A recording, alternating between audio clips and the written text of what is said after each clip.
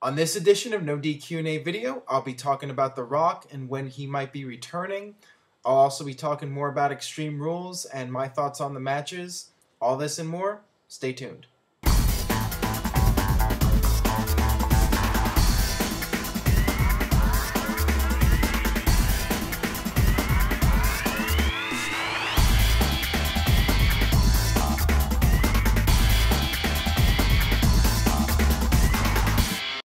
Hey everybody, welcome to another edition of No DQ&A video right here on youtube.com/NoDQ&AV and of course, NoDQ.com.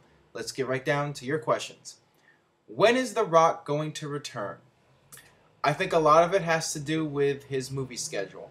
I think WWE would love to have him for SummerSlam, but it all depends on what his commitments are. I think that there's a decent chance we'll see him at some point before the year is over. If not SummerSlam, maybe Survivor Series again. I think if The Rock is available, he's going to try to be around as much as possible. So we'll just have to wait and see.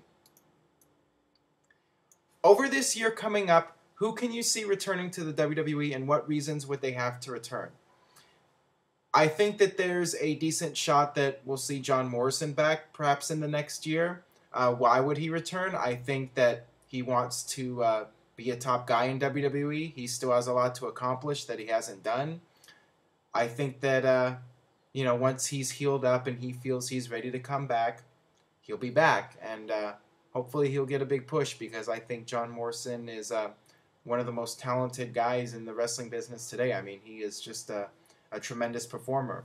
And like I said, the only thing holding him back was the fact that he wasn't all that good on the mic, and he's been working on it though. So I think when he comes back, we'll see a new side of John Morrison, hopefully. When Layla returned at Extreme Rules, there was virtually no crowd heat. Could this be a sign that the Divas division is on the way out, or was the Chicago crowd genuinely not that interested?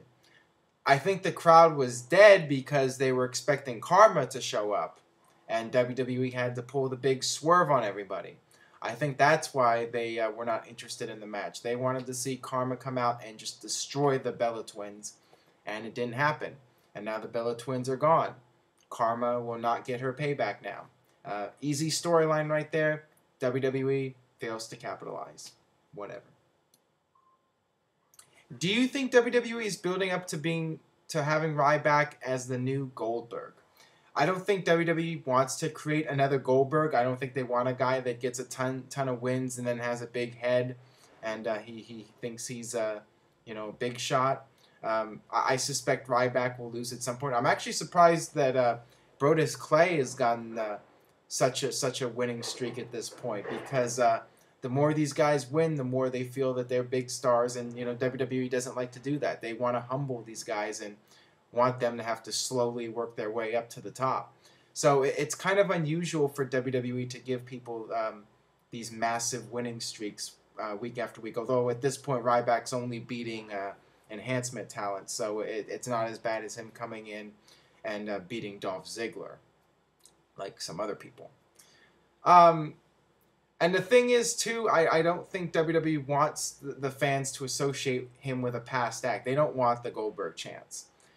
So perhaps WWE will change up his character a little bit in the coming weeks and not have to deal with the fans associating Ryback with Goldberg. What do you think was the better match at Extreme Rules? CM Punk versus Jericho or Lesnar versus Cena? I personally like Punk versus Jericho just because how long it was, the fact that the tide kept shifting. With Lesnar and Cena, Lesnar just whooped ass till the end. Answer in video from Dylan Sam 24. That is a good question. It is tough to say. I think the three main matches, Lesnar versus Cena, Punk versus Jericho, and Daniel Bryan versus Sheamus, I thought all three of those matches were tremendous. I would say they were all at least 4 stars, if not better. I'm gonna have to go with the main event, John Cena versus Brock Lesnar. Just because, as I mentioned in previous videos, it was a match that we haven't seen in WWE, with Brock Lesnar coming in doing the MMA and just very violent, very intense. it was a lot like a Rocky. I mean, somebody mentioned this on Twitter. It was a lot like a Rocky Balboa movie where John Cena was Rocky. He was getting pounded and pounded, and Lesnar was like Drago, or the character from the fourth movie that was just this vicious monster that just would not relinquish. He would just kept coming on full force.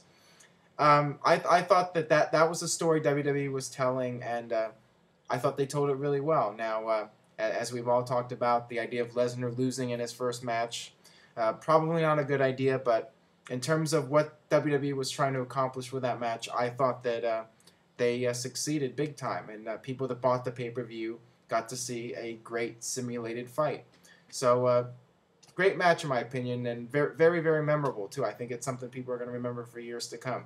Maybe not in a positive way with the Lesnar loss, but I still think people are going to remember that match. So, to me, when you look at the match quality plus historical factor, I think you have to go with the main event. But definitely Punk and Jericho is a very close second. That'll wrap things up for this edition of No DQ&A video. Thanks as always for watching. Make sure you subscribe if you haven't already. Tell a friend. Go on Facebook, Twitter. Keep spreading the word. I really do appreciate all of the support from you guys. And stay tuned to NoDQ.com for the very latest. And we'll see you next time for No DQ&A video.